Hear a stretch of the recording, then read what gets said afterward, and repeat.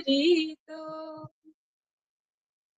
गुरु करुणा सिंधु अधम जनारि बंधु, लोकनाथ लोके रजीवाना, लोकनाथ लोके रजीवाना। हा हा प्रभु करो दया, देहो मोरे पद छाया। हा हा प्रभु करो दया, देहो मोरे पद छाया। हे विजय शुक त्रिभुवना, हे विजय शुक त्रिभुवना। श्रील प्रभुपाद पतित पावन, जय गुरुदेव लोइलो शरण। प्रभुपदाय प्रभुपदाय प्रभुपदाय, जय प्रभुपदाय। जय जय प्रभुपाद प्रभुपाद प्रभुपाद, जय जय प्रभुपाद। जय जय गुरुदेव गुरुदेव, जय जय गुरुदेव। गौर हरि बोल, हरि बोल निताय गौर हरि बोल, निताय गौर हरि बोल, हरि बोल निताय गौर हरि बोल। हरि बोल हरि बोल। बहुत सुंदर माता जी, धन्यवाद। गुरु वंदना का अनुवाद इस प्रकार है। हमारे गुरुदेव के चरण कमल ही एकमात्र साधन है जिनके द्वारा हम शुद्ध भक्ति में सेवा प्राप्त कर सकते हैं। मैं उनके चरण कमलों में अत्यंत भक्ति एवं श्रद्धा पूर्वक नतमस्तक होता हूँ।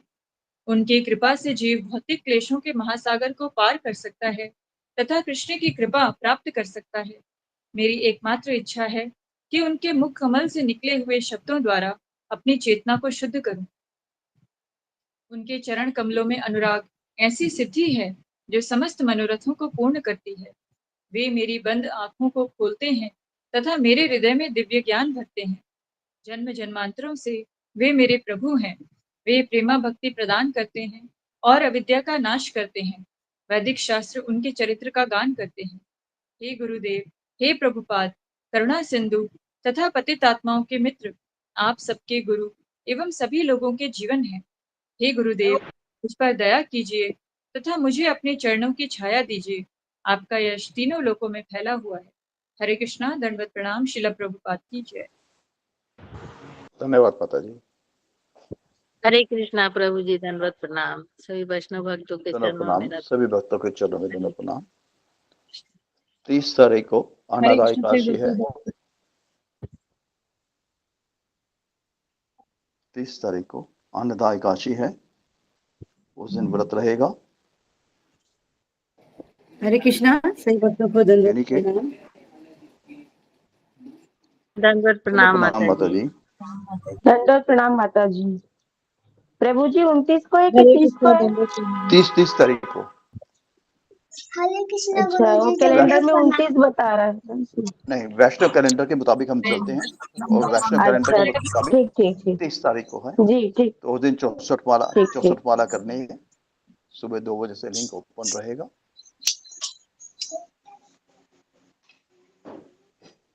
धन्यवाद। हरे कृष्णा।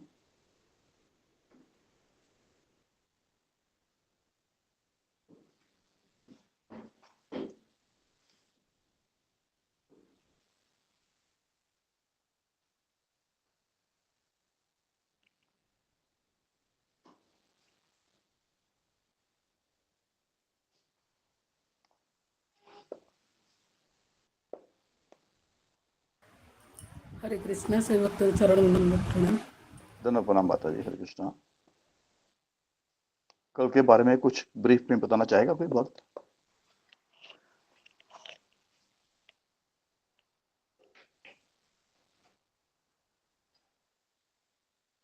कल के बारे में कोई भक्त बताना चाहेगा ब्रीफ में?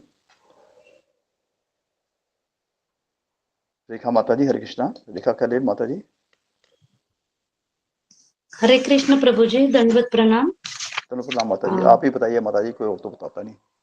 ठीक है, हरे कृष्ण। कल का दिन बहुत इम्पोर्टेंट दिन था हमारे लिए। श्रील प्रभुपाद जी का आविर्भाव दिन था। इस संसार का उद्धार करने के लिए उन्होंने पूरा जीवन समर्पित किया है। तो गुरुजी ने बाद में भजन लिया, और यदि हमें प्रभुपाद नहीं होते तो क्या होता। प्रभुपाद लीलामृत में से एक कथा ली गुरुजी ने। श्री प्रभुपाद जी हमारे जीवन में बड़ा योगदान है। जन्माष्टमी के दिन व्रत करने से हमें आशीर्वाद प्राप्त होता है। जन्माष्टमी के दूसरे दिन 1 सितंबर 1896 कोलकाता के उपनगर में तालीगंज के छोटे से मकान में बालक का जन्म हुआ था। आज नंदोत्सव के दिन, उस दिन नंदोत्सव मनाया जाता था। बालक के चाचा ने नंददुलाल नाम रखा। तो हरे कृष्णा जी, हरे कृष्णा जी, आप रुक जाइए। धन्यवाद गुरु जी। हरे ओके, कृष्णा धन्यवाद। प्रभु, दंडवत प्रणाम प्रणाम। गुरु जी। हरे कृष्णा। हरे कृष्णा गुरु जी, आपके चरणों में दंडवत प्रणाम। सभी भक्तों के चरणों में हरे दंडवत कृष्णा प्रणाम। गुरुजी। हरे कृष्ण। हरे कृष्णा गुरु जी, दंडवत दंडवत प्रणाम। प्रणाम, सबको दंडवत प्रणाम। हरे कृष्णा गुरु जी, दंडवत प्रणाम, सभी भक्तों के चरणों में दंडवत। हरे कृष्णा, हरे कृष्णा, हरे कृष्णा। ओके, तो हम शुरू करते हैं। प्रभुपाद लीलामृत।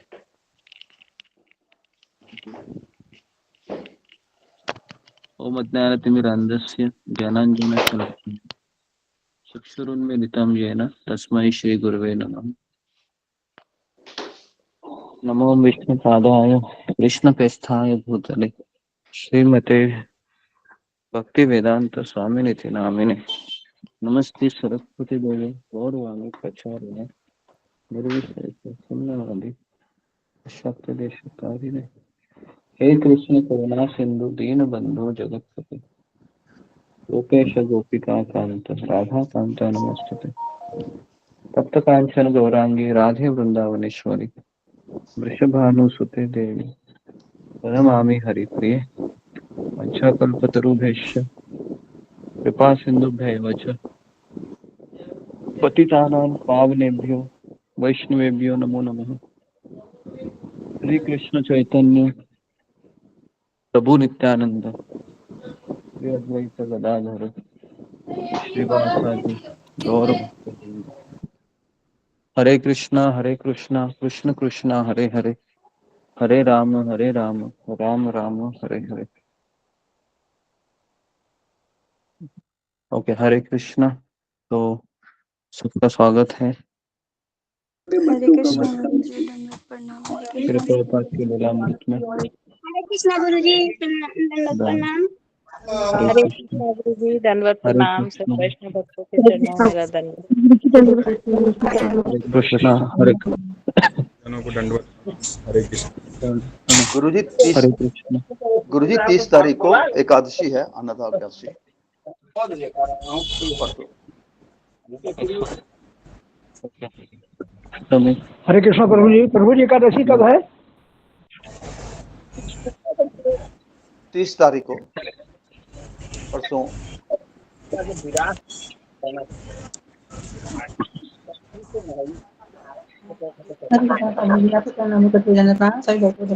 कृष्णा।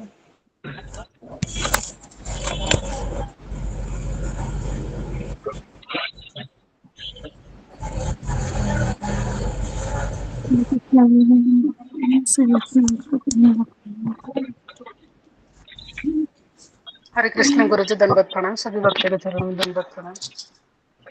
ओके, हरे कृष्णा जी। तो हम कल कहाँ पर रुके थे, किसी को याद है?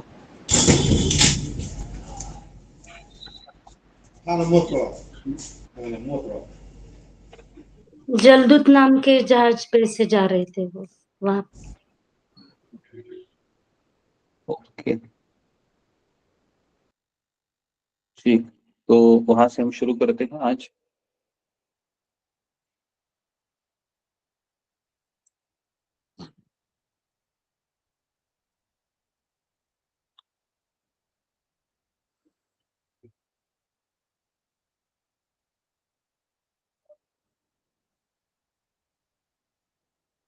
हाँ,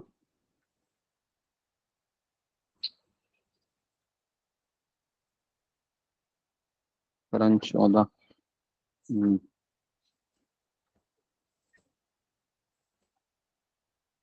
जी, तो सब लोग ध्यान पूर्वक सुनिए और अपने क्या बोलते हैं कैमरा को ऑन कीजिए और आप कैमरा में दिखने चाहिए। आपका फेस देखिए दिख रहा है कि नहीं, नहीं दिख रहा है तो सेट कीजिए। हाँ, सब लोग अशोक चावला प्रभु को देख सकते हैं। अशोक चावला प्रभु देखो किस तरह से दिखते हैं हमेशा, तो वैसे ही सारे लोग दिखने चाहिए, है ना। हाँ, या फिर आप जो भी कुछ घर का कार्य कर रहे हो करते रहिए, उसमें कोई इशू नहीं है, लेकिन आपका कैमरा ऑन होना चाहिए जिसमें आप दिखना चाहिए।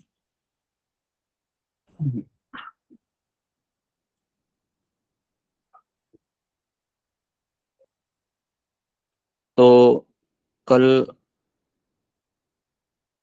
शिल प्रभुपाद जी का आविर्भाव तिथि था और उसके उपलक्ष्य पर हमने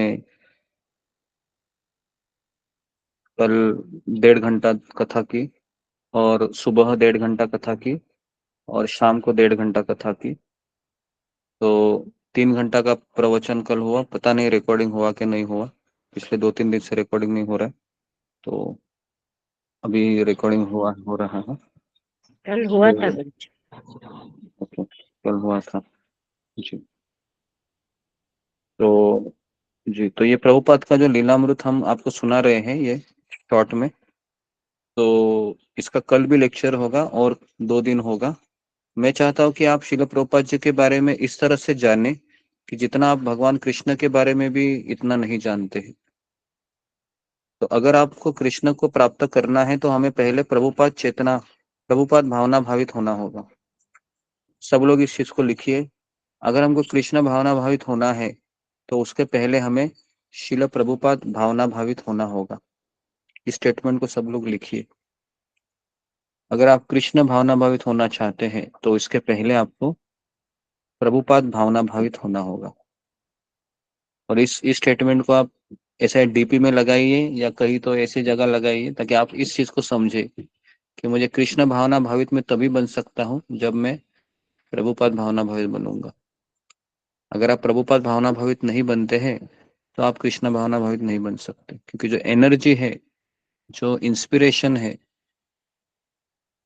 वो हमें प्रभुपाद भावना भावित बनने से प्राप्त होगा। ठीक है जी, कितने लोगों को ये बात समझ में आ गई? फिंगर को रेज कीजिए।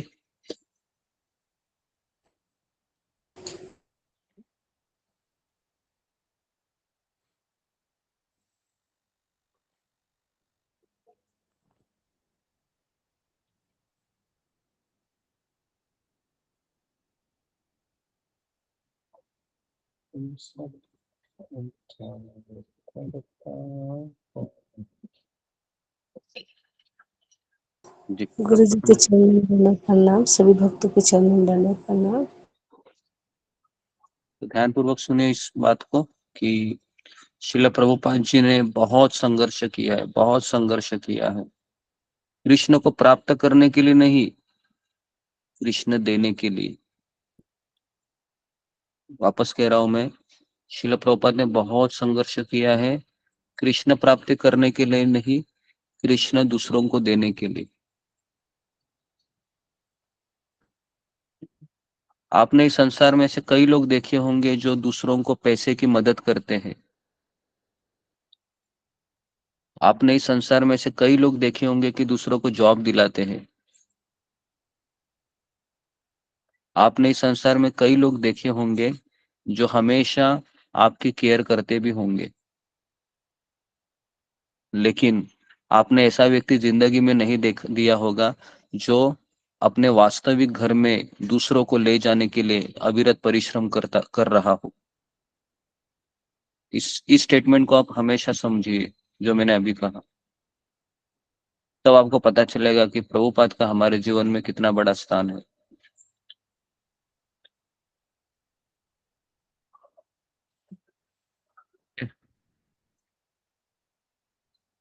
जी, तो मैं वापस कह रहा हूँ इस स्टेटमेंट को कि आपने अपने जीवन में ऐसे कई लोगों को देखा होगा जो दूसरों को पैसे की मदद करते हैं। आपने इस संसार में कई लोगों को देखा होगा, सुना होगा जो दूसरों के परिवार का भरण पोषण करने के लिए जीते भी हैं, है ना, फाइनेंशियली हो, इमोशनली हो।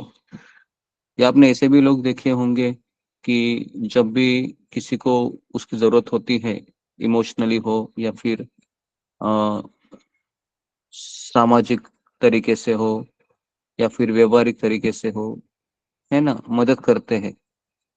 और मदद करने के बाद उनका अपना निजी जीवन भी होता है, बराबर है, क्योंकि उनका भी फैमिली होता है। लेकिन आपने ऐसा प्रभुपाद जैसा व्यक्ति नहीं देखा होगा जिसका कोई परिवार ही नहीं है, सब कुछ छोड़कर वह दूसरों के लिए दूसरों को कृष्ण देने के लिए जी रहे हैं। दूसरों को कृष्ण देना, मैं कह रहा हूँ, बहुत कठिन है। क्यों कठिन है? क्योंकि दूसरों को कृष्ण देने के लिए, है ना, भक्ति सिद्धांत सरस्वती ठाकुर क्या कहते हैं, कितना लीटर खून देना पड़ता है? खून, 1 बाल्टी खून बहाना पड़ता है। तो एक लीटर या 1000 लीटर कुछ से बोले थे, ठीक से याद नहीं है मुझे। कितना लीटर दूध, कितना लीटर खून देना पड़ता है किसी को भक्त बनाने के लिए? 1000 लीटर। हाँ, 1000 जी, 1000 लीटर खून देना पड़ता है। तो इसका मतलब ये नहीं कि आप, है ना, जहाँ पर खून का दान होता है वहां पर बैठ जाओ करके, हाँ ले लो मेरा 1000 लीटर, इसका मतलब ये नहीं है।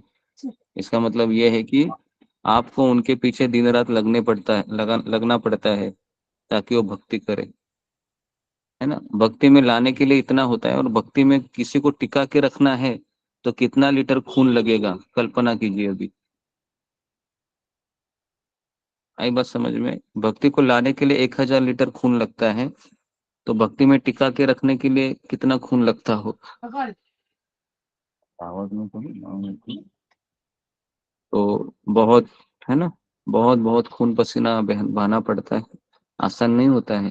किसी को भक्त बनाना, एक बार मैं तो कहूंगा कि ठीक है भाई, थोड़ा आसान है, लेकिन सारे भक्तों को लेकर चलना, उनकी मुसीबतों को झेलना, उनको मार्गदर्शन करना, उनके लिए हमेशा तैयार रहना, रोज प्रतिदिन, आसान नहीं है, आसान नहीं है। क्योंकि उसका जीवन ही फिर ऐसा हो जाता है कि उसकी अपेक्षाएं है, उसका व्यक्तिगत जीवन भी दाव पे लग जाता है। तो इसके लिए स्वयं राधानाथ महाराज के शिष्य है गौरांग प्रभु, उन्होंने कहा कि मैंने कॉलेज में काफी प्रचार किया, कम से कम 100 ब्रह्मचारियों को उन्होंने बनाया कॉलेज में, है ना, कॉलेज के जितने भी, है ना, प्रीचिंग में कम से कम उन्होंने 50 ब्रह्मचारी लाए होंगे गौरांग प्रभु ने। गौरांग प्रभु बोल रहे थे कि इनको मैं लाया, लेकिन लाने के बाद अभी इनके बातें सुनना, इनका मार्गदर्शन करना, इसमें बहुत बहुत बहुत एनर्जी जाती है, ठीक है। तो इसके लिए नारद मुनि ध्रुव महाराज को मिले, एक दिन दीक्षा दिया, चले गए। नारद मुनि प्रहलाद महाराज को मिले, अपनी माता को भागवत सुनाया, चले गए। नारद मुनि प्रचेता को मिले, आदेश दिए, चले गए। वाल्मीकि मुनि को भी मिले नारद मुनि, आदेश दिए, चले गए। लेकिन इस्कॉन में ऐसा नहीं होता है। इस्कॉन में आपको भक्त बनाने के बाद उनका भक्ति टिका के रखने के लिए भी अविरत परिश्रम करना होता है। कितने लोग इस बात को समझ रहे हैं? फिंगर को रेज कीजिए, समझ रहे इस बात को?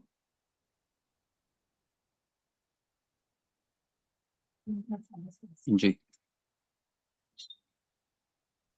ओके। तो अभी हम प्रभुपाद लीलामृत में बढ़ते हैं। थोड़ा सा मैंने आपको प्रस्तावना दे दिया आज के सेक्शन का कि प्रभुपाद जी ने क्या करके दिखाया है। 10 सितंबर 1965 प्रभुपाद जी जलदूत सिंधिया स्टीम नेविगेशन कंपनी का एक भारवाहक जहाज था। हमेशा गेहूं, चावल, कपास, कपास को क्या बोलते हैं? कपास मतलब मुझे लगता है रुई कपास। हाँ, रुई रुई। हाँ, रुई रुई। रुई कपास को वह ले जाता था भारत से अमेरिका, है ना। तो जी, तो देखिए ये जो जमदूत जहाज था ना, जहाज में मैंने काम किया, ऐसे जहाज में मैंने काम किया है जो जिस जहाज में प्रभुपाद जी गए थे ना, ऐसे जहाज में मैंने 10 साल काम किया। तो मुझे पता है कि जहाज का लाइफ क्या होता है। हाँ, लेकिन प्रभुपाद जी तो एक 25 दिन थे वहां पर, फिर भी प्रभुपाद जी तो वहां पर कोई काम करने गए नहीं थे जहाज में। मैं तो जहाज में काम करने गया था। तो उस जहाज में एक यात्री कक्ष होता है। जैसे अगर आप जहाज में गए होंगे ना, तो सबसे पीछे है ना, ऐसे 2-3 माले का बिल्डिंग के जैसा वो बनाते हैं, जिसमें कमरे होते हैं, टॉयलेट बाथरूम भी होता है, अंदर मेस होती है, और फिर अ, एक टीवी रूम भी होता है, फिर कैरम कैरम खेलने का रूम होता है, फिर चेस खेलने का रूम होता है, और फिर हॉकी हॉकी नहीं, उसको बैडमिंटन कहते हैं, बैडमिंटन खेलने का भी एक रूम होता है। तो हम सब लोग हैं जहाज में, जब फ्री टाइम रहता था तो ये सब बैडमिंटन वगैरह खेलते थे, थोड़ा सा दिमाग को हल्का करने के लिए, या फिर कोई टीवी थे, कोई मूवी देखते थे वहां पर, या फिर कोई गप्पे लड़ाते थे, क्योंकि टाइम पास तो करना है ना, फैमिली तो है नहीं। बस यही चीजों से अपना रात गुजारते थे, और फिर अगले दिन वापस काम पे जाना है। तो मेस रहता था, मेस में non veg, veg non veg, दारू सब चलता था उधर। तो ये तो जहाज था जिसमें 1965 के अगस्त सितंबर में कोलकाता से न्यूयॉर्क जा रहा था ये जहाज। और जहां पर एसी भक्तिवेदांत स्वामी प्रभुपाद जी, जिनकी उम्र 69 साल की लिखी गई थी। कितने साल के थे प्रभुपाद जी? चलिए इसको नोट कीजिए, 69 साल के, 69 ईयर, बराबर है। और भविष्यवाणी क्या हुई थी? इसको याद है? भविष्यवाणी हुई थी कि 70 साल की उम्र में यह व्यक्ति क्या करेगा? भक्ति का प्रचार करेगा, ऐसे हुई थी ना। तो अभी उम्र कितना है? समुंदर पार करेगा बोला। हाँ, समुद्र पार करेगा, और ये प्रचार करेगा, है ना, कृष्ण भावना का, और 108 मंदिर बनेगा। ये भविष्यवाणी हुई थी, बराबर है। तो अभी आप में से यहाँ पर कोई 69 साल का है, फिंगर को रेस कीजिए। बाकी के लोग फिंगर को डाउन कीजिए। कोई 69 साल का है यहाँ पर? या 69 मतलब 69 के शुभ चावला प्रभु, आपका उम्र कितना है? 69 गुरु जी। 69, ओके। मोतीलाल चौरसिया जी, आपका उम्र कितना है प्रभु जी? 71 है, 71 है, ओके। पद्मा कतारिया माता जी भी है जी, ओके। तो 4 लोग हैं हमारे ग्रुप में जी। तो इनका उम्र 69 के ऊपर है ना। मुझे बताइए कि अगर हम आपको कहे कि आप भक्ति का प्रचार करने के लिए एक समुंदर के जहाज से आप अमेरिका चले जाइए, तो क्या हमारा शरीर या हमारा मन इस बात को झेल पाएगा आज की तारीख में? जो लोग 69 या 60 के ऊपर है, तो मैं आपको बताऊं, ये नहीं होगा। गुरुजी याददाश्त ही कम हो गई है अभी। हाँ, याददाश्त भी कम हो गई है, बराबर है, याददाश्त भी कम हो गई है ना, बराबर है। तो मैं आपको ये इसलिए कह रहा हूँ कि प्रभुपाद जी के जगह पर अपने आप को देखिए रख के, कि है ना। एक प्रभुपाद जी के शिष्य बता रहे थे कि प्रभुपाद जी ने हमारे लिए क्या किया, ये हम तभी समझ सकते हैं जब हमारी उम्र 69 उम्र की होगी, और उस समय हम भक्ति का कितना प्रचार कर पाते हैं, तब समझेगा कि प्रभुपाद जी ने हमारे लिए क्या किया। अभी मैं तो बहुत जवान हूँ, वैसे जवान मतलब एटलीस्ट 40 के पहले हूँ। तो मुझे ऐसा नहीं लगता है कि मैं, है ना, कि जहाज से भी जा सकते हैं, कहीं से भी जा सकते हैं, प्लेन से भी, इनसे। लेकिन जब मैं स्वयं 70 साल का होऊंगा, तब मेरी भी परीक्षा रहेगी, क्या सही में हम इतना सब कर पाते हैं जो प्रभुपाद जी ने करके दिखाया, या उसका 1% भी मेरी चाहत है उस समय ये करने की।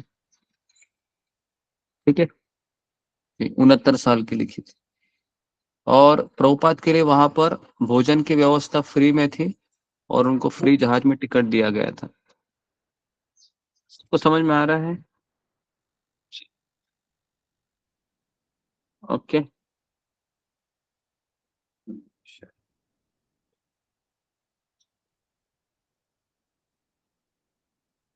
जी,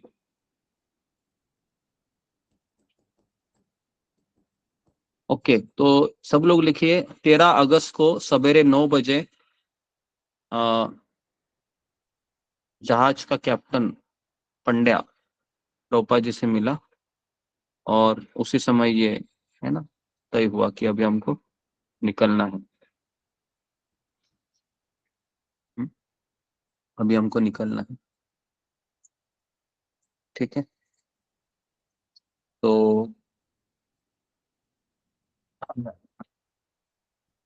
शिल प्रभुपाद जी लिखते हैं कि मैं धन्यवाद करता हूँ भगवान कृष्ण का जिन्होंने सुमति मुरारजी को ये सब व्यवस्था करने की प्रेरणा दी। ठीक है, तो भगवान का शुक्रिया अदा किया प्रभुपाद जी ने।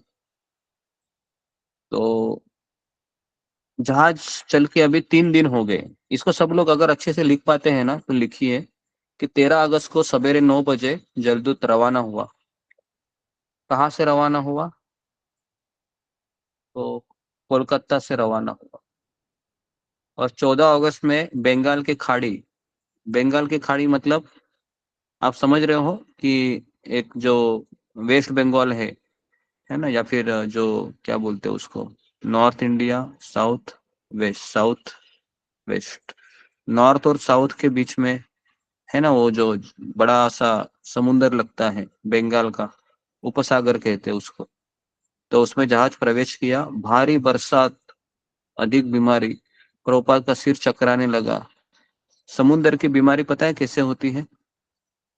समुद्र की बीमारी में है ना, ये सर है ना, यहाँ का पोर्शन है, मेरी तरफ ध्यान दीजिए, यहाँ का पोर्शन है ना पूरा दुख जाता है। अजीब से एक फीलिंग आती है, ऐसा लगता है कि मुझे कोई घर ले चलो। मैं जब पहली बार जब जहाज का मैंने जब सफर किया तो मुझे इतना उल्टी आ गया कि खाने की भी इच्छा नहीं हो रही थी, सोने की भी इच्छा नहीं हो रही थी, और मन ऐसा कह रहा था कि मुझे 1 रुपया भी नहीं चाहिए, मुझे घर छोड़ दो। ये मैं अपना अनुभव बता रहा हूँ। अजीब सी एक बीमारी लग जाती है। तो प्रभुपाद जी उस समय 69 साल के थे और 19 अगस्त को जहाज श्रीलंका में पहुंचा। 19 अगस्त में जहाज श्रीलंका पहुंचा। क्लियर है सबको? 19 अगस्त को जहाज श्रीलंका पहुंचा और प्रभुपाद को समुद्री बीमारी से राहत मिली। क्यों मिली राहत? क्योंकि जहाज बंद हो गया चलना। जहाज बनना चल हाँ, कितने लोगों को, आप में से कितने लोगों को बस लगती है, या फिर है ना कोई कोई लोगों को बस भी लगती है, बराबर है? बस में ट्रेवलिंग करते तो उल्टियाँ आती है, या फिर और क्या लगता है? हाँ, बस ऐसी लगती है फिलहाल तो। और जहाज में जाते हैं तो जहाज भी लगता है ना? तो इसके लिए मुझे भी बस लगती है, मैं भी अवॉइड करता हूँ। मैं केवल ट्रेन का सफर ही मैं प्रिफर करता हूँ। मैं बाय रोड का सफर है 100, अगर वो 100 किलोमीटर के ऊपर है तो फिर मेरा हाल बहुत बुरा हो जाता है। मुझे ऐसा लगता है कि ये सब मुझे क्यों कर रहा हूँ मैं। तो ट्रेन का सफर है और फ्लाइट का सफर ये थोड़ा ठीक लगता है, बाकी सब एकदम ही है ना शारीरिक बीमारियां लग जाती है। ओके, तो 19 अगस्त को श्रीलंका पहुंचा और 20 अगस्त को जन्माष्टमी थी। आई बात समझ में? 20 अगस्त को जन्माष्टमी थी। तो जन्माष्टमी में क्या हुआ कि प्रभुपाद जी ने भगवान कृष्ण का प्रवचन दिया। किनको प्रवचन दिया अभी वहां पर? किनको प्रवचन देंगे? तो समुद्र में जहाज के जो जागृति। हाँ, जहाज के जो लोग थे ना उनको प्रवचन दिए, बराबर है? जहाज के लोग थे उनको प्रवचन दिए, बराबर है? तो प्रभुपाद जी प्रवचन देने का कोई भी अवसर को छोड़ते नहीं थे, है ना। प्रभुपाद जी कोई भी अवसर नहीं छोड़ते थे। तो इस तरीके से फिर प्रभुपाद जी ने वहां पर प्रवचन दिया, और अगले अगले दिन क्या था वहां पर, उनका जन्मदिन था कि नहीं, का जन्मदिन था। लेकिन डायरी में लिखा है प्रभुपाद का जन्मदिन का उत्सव किसी ने नहीं मनाया। कितनी दुर्भाग्य की बात है ना। जगत गुरु शिल प्रभुपाद जी का जन्मदिन है, उत्सव है, वह जहाज में किसी ने मनाया नहीं। क्योंकि प्रभुपाद जी कौन थे, वो जहाज के लोगों को क्या पता प्रभुपाद जी क्या आगे कर चल के करने वाले थे। जी। तो 21 अगस्त उनका 70वां जन्मदिन था। मतलब जो जो भविष्यवाणी में लिखा था ना, बराबर 70 साल की उम्र में ही देखो उन्होंने समुद्र पार किया। आप थोड़ा सा नोट कीजिए, जो जो भविष्यवाणी किया था प्रभुपाद जी के बारे में बचपन में, अभय के बारे में, सारा चीज एकदम डिक्टो सब मैच हो रहा है ना। और उसके पश्चात फिर 21 अगस्त को, है ना, जहाज कोचीन में पहुंचा। कोचीन मतलब मद्रास, कोचीन मद्रास कहते हैं ना जी, वहां पर पहुंचा। हाँ, आपको समझ में आ रहा है थोड़ा सा। कितने लोगों ने भारत का मैप है थोड़ा सा देखा है, ये साइड समुंदर है, नीचे है श्रीलंका है ना। और फिर क्या बोलते हैं उसको, ये जो कोचीन है वो थोड़ा सा श्रीलंका के ऊपर है। आई बात समझ में, जहां से हमारा भारत का नक्शा मुड़ता है ना ऐसे एकदम नीचे से, तो वहां पर नीचे है वो ये है कोचीन है, मद्रास। ठीक है। तो वहां पर सब लोग उसको नोट कीजिए कि कोचीन में श्रीमद् भागवतम की किताबें जो बंबई से भेजे गई थी जहाज पर लादे गई। समझ में आया। भागवत कहाँ पर मिला प्रभुपाद जी को, कोचीन में।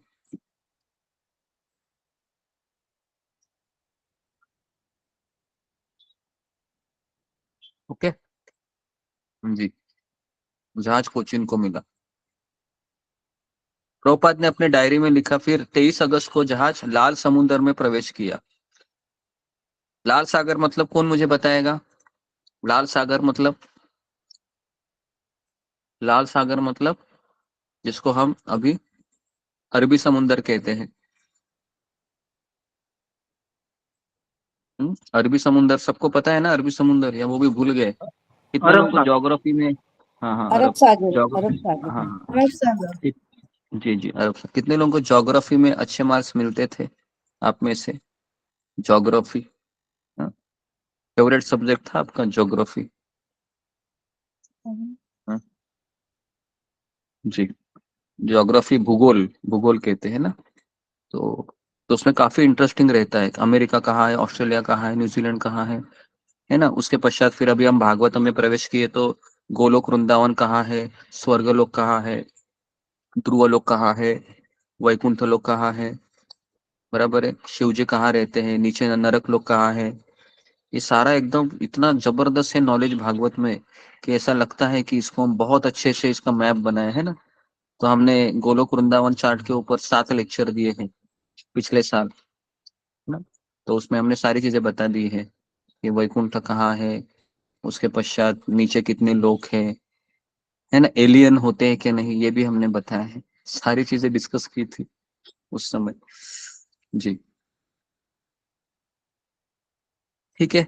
तो अभी 23 अगस्त को जहाज कहाँ पर पहुंचा, लाल समुंदर में, है ना, लाल सागर में। और जहां पर प्रभुपाद जी को बहुत कठिनाई हुई, बहुत बहुत बहुत, समुद्री बीमारी, चक्कर, सिर दर्द, भूख का अभाव, उल्टी, ये लक्षण प्रकट हो गए। और छाती में बहुत तेज दर्द होने लगा और उनको लगा कि मैं अभी किसी भी क्षण मर सकता हूँ। आई बात समझ में, किसी भी क्षण मर सकता हूँ। क्योंकि हाँ, आप में से कितने लोगों को दिल का दौरा का अनुभव है, यहाँ पर फिंगर को रेज कीजिए।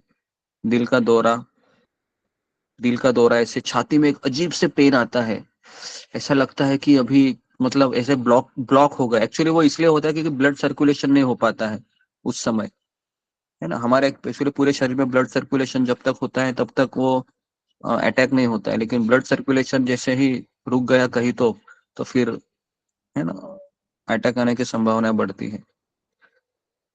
ओके जी, तो ठीक है, तो प्रभुपाद जी को सब लोग नोट कीजिए।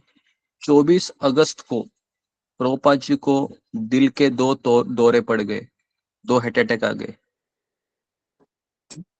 लेकिन उस अटैक में सब लोग नोट कीजिए प्रभुपाद जी किसके बारे में सोच रहे थे। ये समझना बहुत जरूरी है कि प्रभुपाद जी को जब अटैक आया था तो प्रभुपाद जी क्या सोच रहे थे। तो इस किताब में लिखा है उस समय प्रभुपाद जी अपने मिशन के उद्देश्य के बारे में सोच रहे थे, अपने गुरु के बारे में सोच रहे थे, अपने गुरु ने जो उनको आज्ञा दी थी उसके बारे में वो सोच रहे थे। ना वो अपने पत्नी के बारे में सोच रहे थे, ना अपने बच्चे के बारे में सोच रहे थे। तो इससे पता चलता है कि प्रभुपाद जी की चेतना में कूट कूट कर क्या भरा था। प्रभुपाद जी की चेतना में कूट कूट कर एक ही चीज भरा था, है ना, कि मुझे बस केवल मेरे गुरु के लिए मैं जी रहा हूँ, मेरे गुरु ने मुझे आदेश दिया उसके लिए जी रहा हूँ, और उसके लिए मैं जीऊंगा, मरूंगा, सब कुछ करूंगा,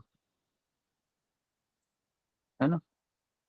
तो हमारी असली परीक्षा कभी होती है, जब मृत्यु के समय या हम जब अस्पताल में एडमिट होते हैं, तब हमें किसकी याद आती है। फैमिली की। भगवान की। उस समय पता चलेगा कि हम कितने भक्त हैं। और मैं मैक्सिमम बोलूं 99.99% हमको भगवान की याद नहीं आएगी। मैं लिख के देता हूँ आपको स्टैम्प पेपर पे, 99.99% हमें भगवान की याद नहीं आएगी। मैंने इस्कॉन में भी 2-4 महीने ऐसे शरीर छोड़ने के इंसिडेंट्स मैंने स्वयं देखे हैं कि मृत्यु के समय ना इतना पीड़ा होता है, इतना पीड़ा होता है कि भगवान को याद करना तो छोड़ो, हम अपने दर्द को लेकर इतने परेशान होते हैं कि अगर मेरे अगल बगल में भक्तगण कीर्तन कर रहे हैं तो उनका आवाज मेरे कानों में पड़ रहा है, वही मेरे लिए भगवत स्मरण हो जाता है उस समय। इसको आप नोट कीजिए कि मृत्यु के समय भगवान का नाम आना भले ही शास्त्रों में लिखा है, लेकिन मुझे कभी कभी असंभव लगता है, वो असंभव। लेकिन अगर आपके आसपास कोई भक्त लोग कीर्तन कर रहे हैं हरे कृष्णा का, उस कीर्तन का ध्वनि कानों में पड़ते हुए हम शरीर छोड़ रहे हैं, तो वही स्मरण है। तो इसलिए अभी मुझे बताए कि हमारे लिए कौन जरूरी है, कृष्ण या भगतगण, भक्त लोग। भक्त लोग। कृष्ण तो नहीं आए हैं, भक्त लोग ही जरूरी है ना। भक्त लोग जरूरी है। हम्म, बहुत जरूरी है उस चीज को समझना हमें। ठीक है, 2 दिल के दौरे पड़े और उन्होंने वो कष्ट क्यों सहन किया, क्योंकि उनके गुरु का स्मरण आया, तीव्र चिंतन किया कि मेरे गुरु ने मुझे कहा था अमेरिका जाओ प्रचार करो। तो अपनी डायरी में लिखते हैं कि अगर मुझे और एक दिल का दौरा पड़ जाता था तो मेरा मरना निश्चित है।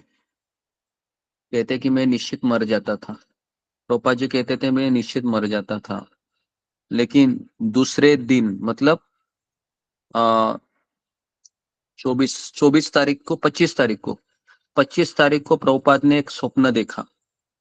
उस स्वप्न में प्रभुपाद ने देखा कि कृष्ण के अनेक अवतार, वराह, कूर्म, मत्स्य, परशुराम, राम, सारे अवतार प्रकट हो हुए हैं।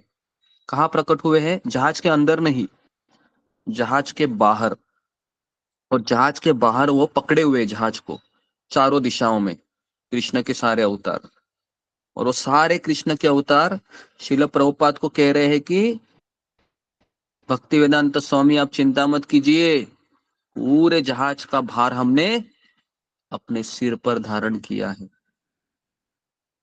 तो जब प्रभुपाद जी ने वो सपना देखा, प्रभुपाद जी को पता चला कि भगवान मेरे साथ है ना, भगवान मेरे साथ है। और उसके बाद प्रभुपाद जी को कोई दौरा नहीं पड़ा।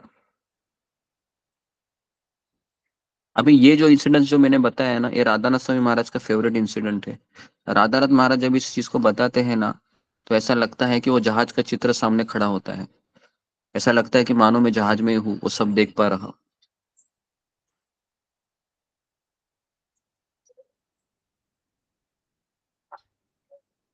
ओके। अभी जलदूत है 1 सितंबर नहर में पहुंचा। ठीक है, नहर मतलब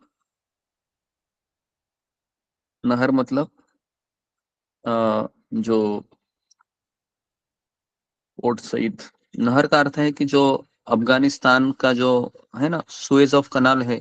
हाँ, जैसे अगर आप देखोगे ना जहाज, अगर आप मैप देखोगे तो अरबी समुंदर से ऊपर है ना, जहाँ पर अफगानिस्तान है, और छोटा सा ये है, एकदम पतली सी जगह है। वहां पर मैंने काफी बार ट्रैवलिंग की है। तो उसको सुएज कनाल कहते हैं, है ना, जिसमें सारे जितने भी दरिया के जितने भी लोग हैं, समुंदर के जो जहाज है वो वहीं से जाते हैं। तो प्रभुपाद जी है वो पोर्ट सईद में उन्होंने लंगर डाला 2 सितंबर में। और फिर प्रभुपाद को कहा कैप्टन ने, चलो हम घूम के आते हैं। क्योंकि जहाज में हमने 10 साल ट्रेवलिंग किया है कि जब जब जहाज में लंगर पड़ता है, मतलब एंकरेज कहते हैं उसको, तो 2 दिन 3 दिन का अगर एंकरेज मिल गया तो सभी जहाज के लोग क्या करते हैं, घूम कर आते हैं ना। तो हमने अपने 10 साल के करियर में ऐसा एक भी देश नहीं है जिस देश में हम गए नहीं है। सारे देश का भ्रमण किया, सारे देश के लोगों से मिले। ये इजिप्ट के पिरामिड होते हैं वो भी हमने देखे। जो जो चीजें होती है ना, रशिया हो, अमेरिका हो, लॉस एंजलिस हो, न्यूयॉर्क हो, सारी जगह पर हम गए 10 साल में। सारे पूरे देश का भ्रमण भी किया, सिटी का भ्रमण किया। लेकिन सब जगह पर स्वर्ग लोग, कहीं पर नरक लोग जैसे है ना चीजें हैं, लेकिन कहीं पर भी भारत के जैसे जो कृष्ण राम ये सब जो पूजा करने वाले लोग हैं वो आपको कहीं नहीं दिखेंगे, है ना। तो प्रभुपाद जी भी घूमने चले गए, क्योंकि जहाज के लोगों का एक ही इंद्रिय तृप्ति है, वो है घूमना। क्योंकि जहाज में केवल 3 ही चीजें दिखने को मिलती हैं। एक है समुंदर, दूसरा है सूर्य, और तीसरा है चंद्रमा। इनको देखते देखते हमको दिन गुजारने पड़ते थे। और कई अगर हमको जहाज में अगर फ्लाइट जाते हुए दिखाई देता है तो ऐसा लगता है कि ये फ्लाइट जल्दी से जल्दी यहाँ पर जहाज में उतरे और हम घर चले जाए। ऐसी भावना याद उमड़ती है, इतना बोर होता है वहां पर। ठीक है, तो प्रभुपाद जी है वह घूमने चले गए 6 सितंबर में। तो क्योंकि ये जो जहाज का जो अनुभव है ये हमको अच्छे से याद है, इसके लिए मैं आपको ये सब बता पा रहा हूँ। और प्रभुपाद जी ने फिर पहली बार देखो 6 सितंबर मतलब, और प्रभुपाद को अटैक कभी आया था, क्या लिखवाया मैंने, 24 अगस्त या 25 अगस्त, 25 अगस्त, 24 अगस्त। 24 हाँ, तो 24 अगस्त से लेके 6 सितंबर तक वो बीमारी थे। इसको नोट कीजिए सब लोग, 6 सितंबर तक वो बीमार ही थे। और 2 सप्ताह के बाद पहली बार उन्होंने खिचड़ी और पूरी स्वयं पकाए। ये आपको कोई नहीं बताएगा, इसके लिए आपको लीलामृत पढ़ना होगा। क्योंकि सब लोग ऐसे मतलब बोल देते हैं जो जो उन्होंने, लेकिन मेरा ऐसा है कि हम किताब में से पढ़ेंगे तो सारी चीजें क्लियर हो जाती है ना। किताब में से हर एक शब्द पढ़ेंगे तो हमको गहराई में जाने को मदद होती है। तो यहाँ पर पूरा डिटेल में लिखा हुआ है कि प्रभुपाद ने खिचड़ी और पूरियां पकाई थी। कितने, 2 सप्ताह के बाद। मतलब 2 सप्ताह प्रभुपाद जी किस पे थे, केवल पानी। सोचो ना, 70 साल का बूढ़ा आदमी 2 सप्ताह कुछ खाता नहीं है। मुझे तो सोचने में भी ऐसा लगता है कि हम तो जन्माष्टमी में एक दिन खाते नहीं तो हमारा बुरा हाल होता है। हाँ, प्रभुपाद जी 2 हफ्ता कुछ नहीं खाए। किसके लिए, क्या उनको पड़ी थी अमेरिका जाने की, वो तो वृंदावन में खुश थे। किसके लिए गए वो, किसके लिए जा रहे थे, हमारे लिए जा रहे थे, हमारे लिए।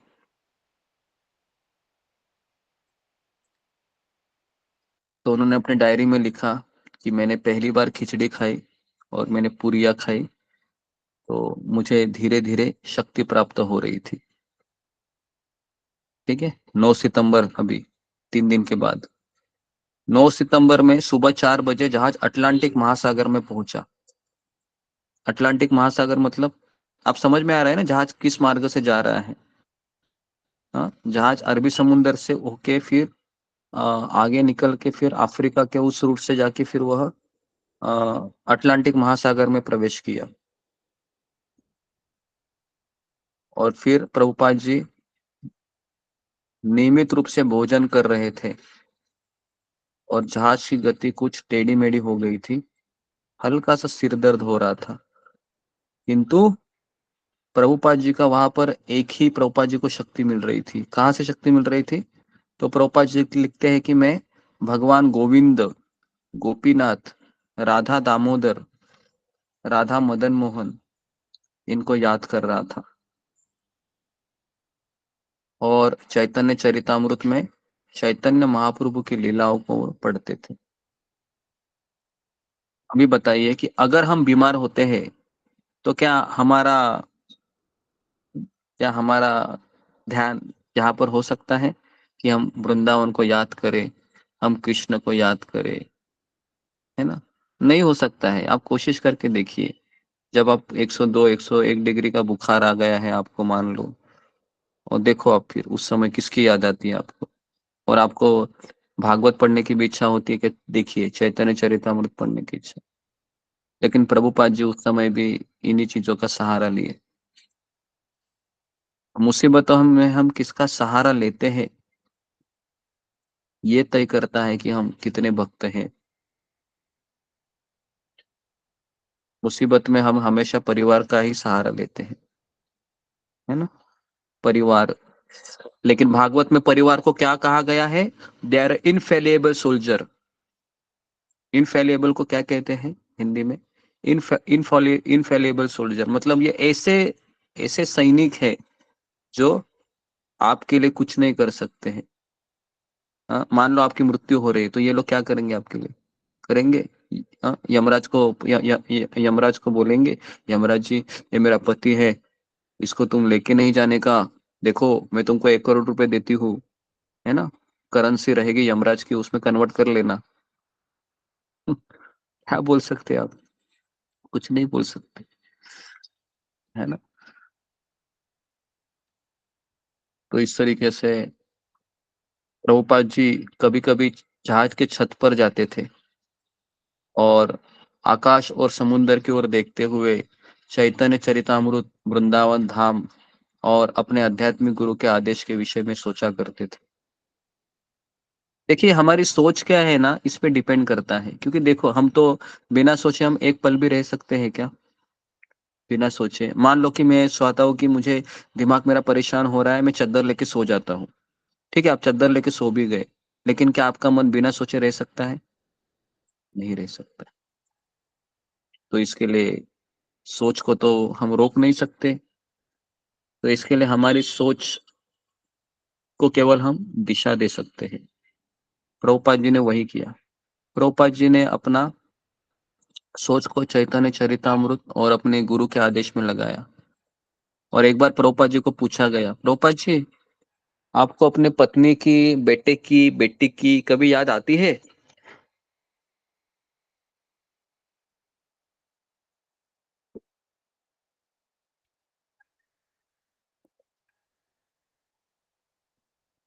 प्रभुपाद ने क्या उत्तर दिया? प्रभुपाद ने उत्तर दिया कि मुझे मेरे बेटी बेटा पत्नी की याद आती है, लेकिन मैं उन यादों को अपने दिमाग से निकालता हूँ और अपने गुरु के आदेश पे फोकस करता हूँ। आई बात समझ में? नहीं आई तो आप ये मत सोचिए कि प्रभुपाद जी शुद्ध भक्त थे, इनका तो आसानी से जम जाएगा। नहीं, शुद्ध भक्त तो प्रभुपाद जी थे ही, इसमें कोई संशय नहीं है। लेकिन प्रभुपाद जी को हम एक साधक के रूप में देखेंगे तो हमें ज्यादा शिक्षा मिलेगी। कई लोग कहते हैं प्रभुपाद जी शुद्ध भक्त है, प्रभुपाद जी सब कुछ कर सकते हैं, तो ये कहकर हम नजरअंदाज करते हैं अपनी कृष्ण भावना को, या हम कमजोर करा देते हैं। हम्म? तो हमें प्रभुपाद जी को एक साधक के रूप में देखना चाहिए ताकि हम उनसे शिक्षा ले सके। ओके जी। तो अभी देखिए जहाज 4 बजे अटलांटिक महासागर में पहुंचा और 1965 की उस समुद्री यात्रा में जलदूत के लिए शांतिपूर्ण रही। कप्तान ने आकर कहा प्रभुपाद जी से कि मैंने अपनी जिंदगी में कभी अटलांटिक महासागर का इतना शांत स्वरूप नहीं देखा। तो प्रभुपाद जी ने क्या उत्तर दिया? प्रभुपाद जी ने कहा कि हमारी जहाज का जिम्मा भगवान कृष्ण ने जो लेके रखा है, इसके लिए जहाज इतना शांत गति से चल रहा है ना। और अगर प्रभुपाद जी ने फिर कहा, अपनी डायरी में लिखा, यदि अटलांटिक महासागर अपना सामान्य रूप दिखाता तो कदाचित मैं मर गया होता। प्रभुपाद जी ऐसे लिखते थे। सोचो, जीने मरने का प्रभुपाद जी का परीक्षा हुआ। आप सोच सकते हो, जीने मरने का परीक्षा हुआ, है ना। अब सोचो, 2 अटैक आ गया, वहां पर कोई हॉस्पिटल नहीं है, कोई मेडिसिन नहीं है, कैसे वो व्यक्ति जिया होगा। आप कल्पना कीजिए 2 सप्ताह, है ना। हम जब गहराई में जाते तो पता चलता है 2 सप्ताह कुछ खा नहीं रहा है, कुछ पी नहीं रहा है व्यक्ति, बूढ़ा व्यक्ति, ना कोई मेडिकल फैसिलिटी है, जहाज के बीचों बीच समुद्र में 2 अटैक आया हुआ व्यक्ति, क्या उन्होंने वो दिन गुजारे होंगे, है ना। हमें तो अटैक आता है तो हॉस्पिटल इमरजेंसी तो एम्बुलेंस आके लेके जाती है ना। तो ये सब चीजें सोचने से हमारा कृष्ण प्रभुपाद के प्रति प्रेम और बढ़ता है कि इस व्यक्ति ने हमारे बहुत कुछ किया। तो जी, तो अभी हम आगे बढ़ते हैं। सबको सुनने में अच्छा लग रहा है प्रभुपाद जी का समुद्र का ये सफर? जी यस आपको तो अभी और देखिए, अभी और सुनिए। 13 सितंबर को प्रभुपाद अपने डायरी में लिखते हैं कि यात्रा का 32वां दिन 1 बाटी मैंने खिचड़ी पकाई और इतनी स्वादिष्ट लगी कि आज मुझे लगता है कि मेरे कृष्ण ने इसको स्वीकार किया होगा। और फिर उन्होंने एक बंगाली कविता की रचना की प्रभुपाद जी ने, है ना। प्रभुपाद ने कहा कि हे बंधुओं, मैं बलपूर्वक तुमसे कहता हूं कि भगवान कृष्ण से तुम सौभाग्य तभी प्राप्त कर सकोगे जब श्रीमती राधा रानी तुमसे प्रसन्न होगी। प्रभुपाद जी इस तरह से लिखते हैं, वो कविता सुंदर कविता है, आप पढ़िए, मैं इसको पोस्ट कर देता हूँ, बड़ी कविता है।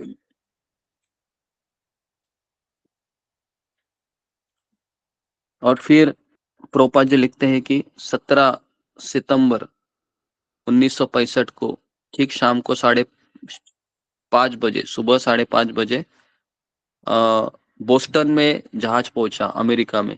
बोस्टन ये अमेरिका में, इंग्लैंड में है। बोस्टन अमेरिका में है, अमेरिका में है गुरुजी। बोस्टन में पहुंचा और फिर न्यूयॉर्क के लिए ये इसने प्रस्थान किया, थोड़ी देर रुक के। और जहाज फिर 17 सितंबर के बाद फिर 19 सितंबर में न्यूयॉर्क में पहुंचा, ठीक है।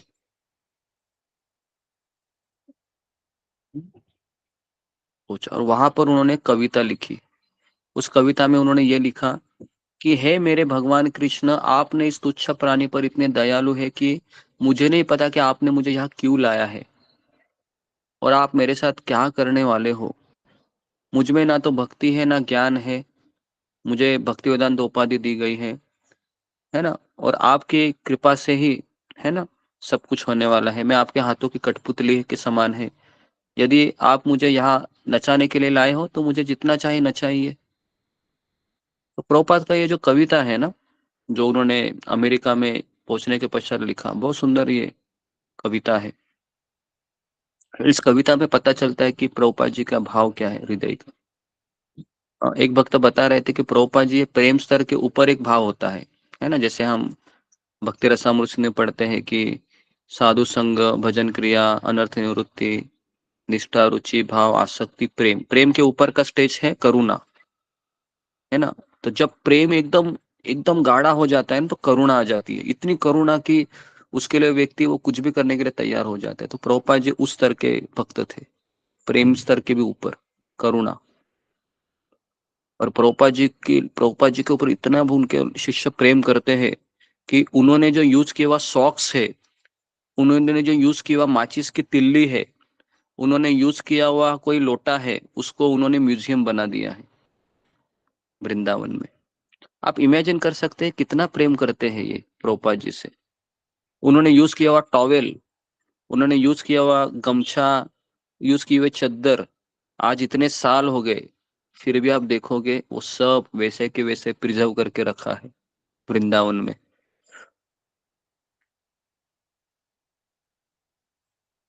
है ना।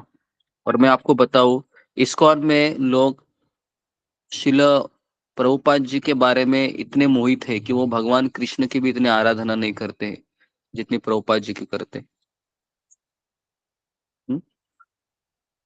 तो इस तरीके से 19 सितंबर में जहाज न्यूयॉर्क में पहुंचा, और जैसे ही जहाज न्यूयॉर्क में पहुंचा वहां पर सभी लोग देख रहे थे कि ये वृंदावनवासी का एक व्यक्ति है, अमेरिका में आया है, कंठी माला है, धोती कुर्ता पहना है, हाथ में जपमाला है, पुरानी चादर ओढ़ा है, सिर घुटा है, पीछे शिखा है, मस्तक पर तिलक लगाया है, सफेद रबर की नुकीली चप्पल पहन रखी थी।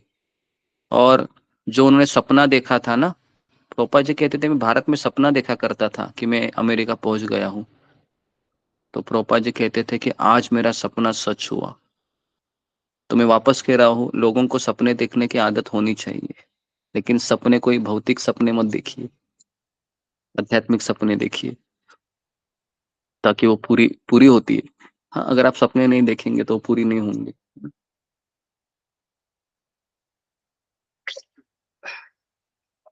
ओके जी। तो प्रभुपाद जी ने कहा मेरे सपना पूरा हो गया मेरा। शिला प्रभुपाद जी को केवल अपना भरोसा था, है ना। तो वहां पर एक व्यक्ति आया था उनसे मिलने के लिए, पेंसिल्वेनिया। उसका नाम था गोपाल अग्रवाल, जो प्रभुपाद की राह देख रहा था उस वहां पर। और प्रभुपाद जी पहचान में आए, इसके लिए प्रभुपाद ने उनका फोटो भेजा था गोपाल अग्रवाल के पास। और प्रभुपाद के पास उस समय कितने रुपए थे, सब लोग नोट कीजिए। प्रभुपाद के समय पास उस समय 40 रुपए थे। 40 रुपए अभी 40 रुपए में कोई अमेरिका कैसे आ सकता है ना। 40 रुपए में प्रभुपाद जी अमेरिका गए। आप सोच सकते हो, कोई कहेगा कि मूर्ख है, पागल व्यक्ति, 40 रुपए में जा रहे हैं अमेरिका में, कुछ हो गया तो क्या करेगा। लेकिन प्रभुपाद जी ने रिस्क ले ली। आध्यात्मिक जीवन में रिस्क लेने से ही कृष्ण ज्यादा प्रसन्न होते हैं। और रिस्क वही व्यक्ति ले सकता है जिसको गुरु और कृष्ण पे श्रद्धा है। हर कोई नहीं ले सकता रिस्क। ओके जी। तो इस तरीके से प्रभुपाद जी के पास एक छाता था, एक सूटकेस था, बराबर है, और कुछ नहीं था। और फिर इस तरीके से गोपाल अग्रवाल ने रिसीव किया उनको, है ना। गोपाल अग्रवाल ने रिसीव किया और स्टेशन से झूमती हुई बस बाहर निकलकर मैनहट्टन के दिन के प्रकाश में आई। और इतने बड़े बड़े, प्रभुपाद ने पहली बार अपने जिंदगी में बड़े बड़े बिल्डिंग देखे, 70 मंजिली, 80 मंजिली, 100 मंजिली। तो प्रभुपाद ने देखा कितना बड़ा ऐश्वर्य यहाँ पर, है ना। प्रभुपाद ने ऐसा दृश्य कभी नहीं देखा था अमेरिका में। तो फिर, है ना, प्रभुपाद जी को देखा कि यहाँ के लोग इंद्रिय तृप्ति में लगे हुए हैं, तो प्रभुपाद को दया आ गई। और इस तरीके से, है ना, जब प्रभुपाद जी गोपाल अग्रवाल के साथ वहां पर पहुंचे, कहाँ पर, उनके घर, है ना, कभी पहुंचे उनके घर, देखो सुबह उन्होंने घर छोड़ा था और वो पहुंचे आधी रात को। आई बात समझ में, कितना ट्रैवलिंग किया देखो। मतलब सुबह वो पहुंचे थे न्यूयॉर्क में, उधर पोर्ट पे, पोर्ट कहते हैं या बंदर कहते हैं हिंदी में। तो वहां से वो निकले थे गोपाल अग्रवाल के साथ, पूरा दिन लगा और अगले दिन रात को, है ना, उसी दिन रात को पहुंचे हो, मिडनाइट, है ना। तो उनकी पत्नी थी, गोपाल अग्रवाल की पत्नी, क्या नाम था उसका, गोपाल अग्रवाल की पत्नी का नाम था शैली अग्रवाल। हाँ शैली अग्रवाल थी, है ना, उसके 2 बच्चे भी थे, बराबर है। और ये गोपाल अग्रवाल ये मथुरा का था, लेकिन ये अमेरिका में सेटल हो गया, तो फिर उसने अमेरिकन लड़के से शादी की, और ये दोनों भी सिगरेट पीते थे। अभी क्या करे, क्योंकि अमेरिका में सिगरेट पीना साधारण सी बात है ना। तो एक बार वह प्रभुपाद जी के सामने सिगरेट पी रही थी, तो गोपाल ने मना किया, अरे इनके सामने सिगरेट मत पियो, ये मेरे पिताजी के जैसे है, और हमारे भारतीय संस्कृति में पिताजी के सामने सिगरेट पिया नहीं करते हैं। तो इस तरीके से गोपाल ने उसको करेक्ट किया, तो उसको बहुत बुरा लगा कि नया आदमी आ गया, अभी हमारे दोनों के बीच ये सब होने लगा। तो इस तरीके से अभी प्रभुपाद जी उनके साथ शैली अग्रवाल और 2 बच्चों के साथ ही रहते थे, क्योंकि गोपाल अग्रवाल तो अपने ऑफिस में चला जाता था। ठीक है, तो अभी प्रभुपाद जी कहते हैं कि मैं वहां पर फ्रिज खोलता था। प्रभुपाद जी को पता है फ्रिज में सब मांस वगैरह, क्योंकि सब नॉनवेज खाने वाले लोग थे।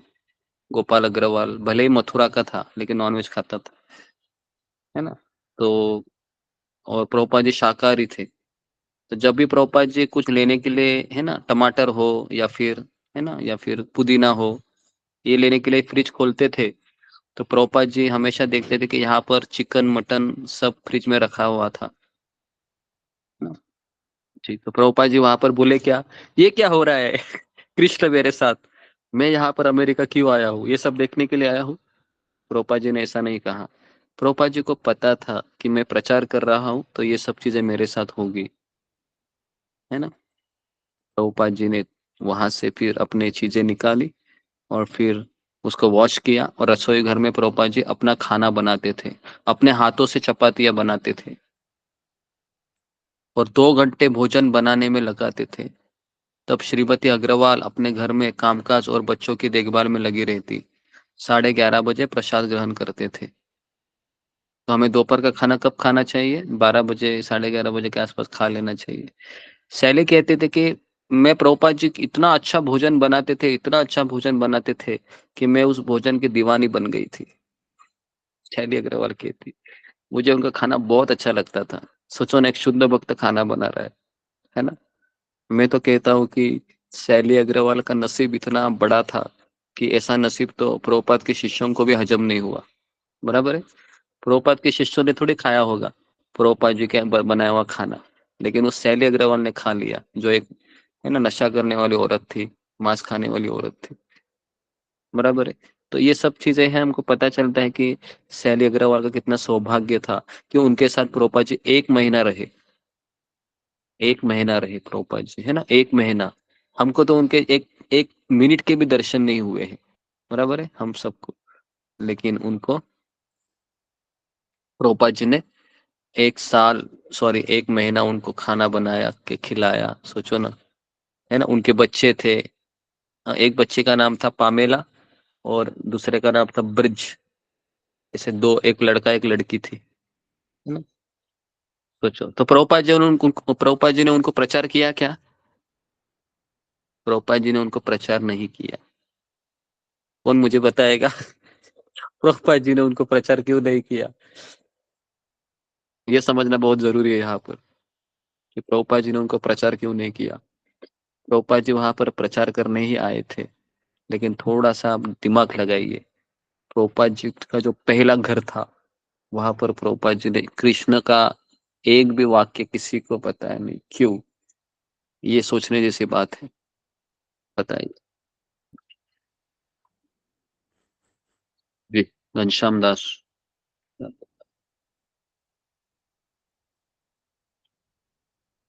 विशाली गावे। हरे कृष्ण गुरु जी, दंडोत प्रणाम। से भक्तों के चरणों में दंडोत प्रणाम। मुझे ऐसा लगता है कि प्रभुपाद जी खुद को यहाँ पे कुछ समय के लिए आश्रित रहना चाहते थे और अपने भक्ति का प्रचार बढ़ाना चाहते थे, तो इसलिए वो उनसे कुछ बात नहीं कर पाई इस बारे में। जी जी। और ठीक है, तो जी, जैसा कि उन्होंने उत्तर दिया कि प्रभुपाद जी चाह रहे थे कि यहाँ के लोग मेरी बातों को समझेंगे, सुनेंगे, ये प्रभुपाद जी के मन में था ही। और दूसरी चीज ये थी कि मैं अभी गोपाल अग्रवाल के फैमिली पे आश्रित हूँ, मैं वापस कह रहा हूँ कि जब हम किसी के ऊपर आश्रित होते हैं ना, तब हम उनको फिलॉसफी नहीं सुना सकते। उसके लिए हम परिवार में कभी प्रचार नहीं करते हैं। आई बात समझ में? परिवार में प्रचार नहीं करना चाहिए, है ना। मैंने सबसे बड़ी गलती अपने जीवन में ये की थी कि जैसे मैं कृष्ण भावना में आया, अपने माता पिता को प्रचार करने लगा। और ये गलतियां हम सभी लोग करते हैं, बराबर है। अपने घर में ही पहला सेंटर बनाने की कोशिश करते हैं, लेकिन ऐसा तभी हो सकता है जब हम किसी के ऊपर आश्रित नहीं है ना। आश्रित जब व्यक्ति रहता है तो वो दूसरों को ज्ञान नहीं दे सकता, क्योंकि वो स्वयं आश्रित है। ओके जी। तो इस तरीके से अभी श्रील प्रभुपाद जी 1 महीना वहां पर रहे, और वहां पर 1 महीने में उन्होंने 2-4 बार प्रवचन किया अपने अड़ोस पड़ोस में, क्योंकि अड़ोस पड़ोस के सभी लोग देखते थे कि कौन है शैली अग्रवाल, आपके घर कौन आया है। तो न्यूज़पेपर ने भी एक उन्होंने सोचा कि गोपाल अग्रवाल ने कि सब लोग बहुत चिंता कर रहे हैं कि हमारे घर में कौन आया है, तो क्यों ना हम न्यूज़पेपर के रिपोर्टर को ही बुला ले लेते हैं, और उनके द्वारा पूरे हमारे जो जितने भी पेंसिल्वेनिया करके बटलर करके जगह है, सबको परिचित कर देते कि हमारे यहाँ पर एक स्वामी जी आए हैं वृंदावन से। तो इस तरीके से न्यूज़पेपर में आर्टिकल छपा गया पहला कि वृंदावन से अमेरिका में बटलर में एक स्वामी जी पधारे हैं। तो फिर सब लोग शैली अग्रवाल के पास आने लगे, कहने लगे कि हमें आपके हमें आपके स्वामी जी को देखना है, हमें आपके स्वामी जी को देखना है, हमें आपके स्वामी जी को देखना है। तो शैली अग्रवाल ने कहा कि क्यों नहीं हम किसी के आंगन में ही कुछ प्रवचन रखते हैं। तो प्रभुपाद जी भी इसके लिए अग्री हो गए। फिर प्रभुपाद जी है ना आंगन में प्रवचन दिए, तो सब लोग है ना ऐसे ही टाइम पास करने वाले लोग ऐसे बैठे थे वहां पर भी कोई भगत नहीं बना। सब लोग ऐसे बैठे थे ये जानने के लिए कि कौन है भाई ये। वो थोड़ी इसके लिए आए थे कि कृष्ण कौन है, जीवन का उद्देश्य जानने के लिए नहीं आए थे। वो इसलिए आए थे ताकि ये कौन है भाई, वृंदावन से आया है ना। तो प्रभुपाद जी ने वहां पर प्रचार किया, भगवत गीता का कुछ ज्ञान दिया, लेकिन वहां पर भी कोई भगत नहीं बना। ठीक है। तो लेकिन प्रभुपाद जी को एक चीज वहां पर पता चली, वो चीज कौन सी थी कि ये लोग मेरी भाषा को समझ पा रहे, ये लोग मेरी समझ पा रहे, क्योंकि प्रभुपाद की अंग्रेजी में बंगाली एक्शन थी, है ना। तो इसके लिए प्रभुपाद जी सोच रहे थे कि क्या ये लोग मेरी टोन को समझेंगे। प्रभुपाद जी को पता चला कि हाँ ये लोग मुझे समझ रहे। तो इस तरीके से फिर शिला प्रभुपाद जी फिर है ना कहाँ जाते हैं, फिर YMCA करके जगह है वहां पर चले जाते हैं कि मुझे अभी पेंसिल्वेनिया के YMCA की जगह जाना होगा। तो प्रभुपाद जी ने कहा कि गोपाल अग्रवाल को कि मैं अभी जा रहा हूँ। तो शैली अग्रवाल है वो रोने लगी, क्योंकि लेडीज इमोशनल होती है ना, चाहे वो अमेरिकन हो या इंडियन हो। ऐसा मत सोचिए कि अमेरिकन लेडीज को इमोशन नहीं होते। तो शैली अग्रवाल कहने लगे कि मैं 1 महीने के बाद स्वामी जी को सचमुच चाहने लगी थी। मैं अपने आप को एक तरह से सुरक्षित अनुभव करने लगी। मैं सोच भी नहीं सकती थी कि 2 दिन के लिए वो फिलाडेल्फिया जाएंगे और वहां भाषण देंगे, और मैं सोच नहीं पा रही थी कि वो वहां पर क्यों जा रहे हो, है ना। मुझे वो रात याद है कि जब वे 2 बजे सुबह ही विदा हो रहे थे, मुझे याद है कि मैं वहां तब तक बैठी रही जब तक कि स्वामी जी प्रतीक्षा करते रहे कि गोपाल उन्हें बस पर चढ़ाने के लिए पिट्सबर्ग ले जाए। और इस तरीके से प्रभुपाद जी शैली अग्रवाल को छोड़कर चले गए, और शैली अग्रवाल कह रही थी कि मैं उनसे बहुत प्रेम करने लगी थी, क्योंकि एक भक्त का पर्सनैलिटी ऐसा होता है कि है ना निस्वार्थ होने के कारण लोग उसको चाहते हैं, प्रेम करते हैं। तो ये शैली अग्रवाल कोई भक्त नहीं थी, फिर भी इस तरह से एक छाप प्रभुपाद ने उनके ऊपर डाल दी।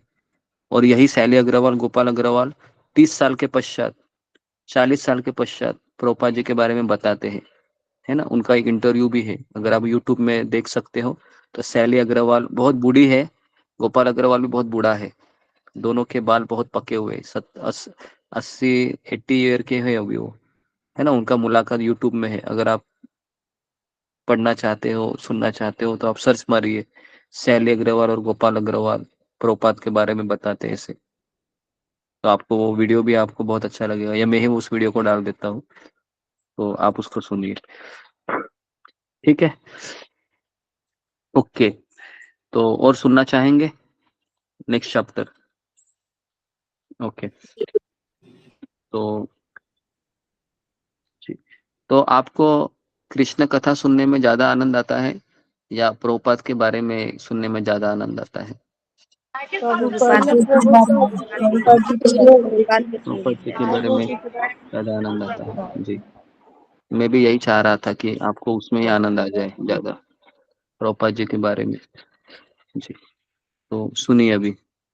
प्रभुपाद जी न्यूयॉर्क में चले गए, अकेले थे, और वहां पर उनका परिचय एक राममूर्ति मिश्रा से हुआ, है ना। राममूर्ति मिश्रा जो आ, एक मायावादी थे, और एक योगा, वहां पर एक योगा चलाते थे।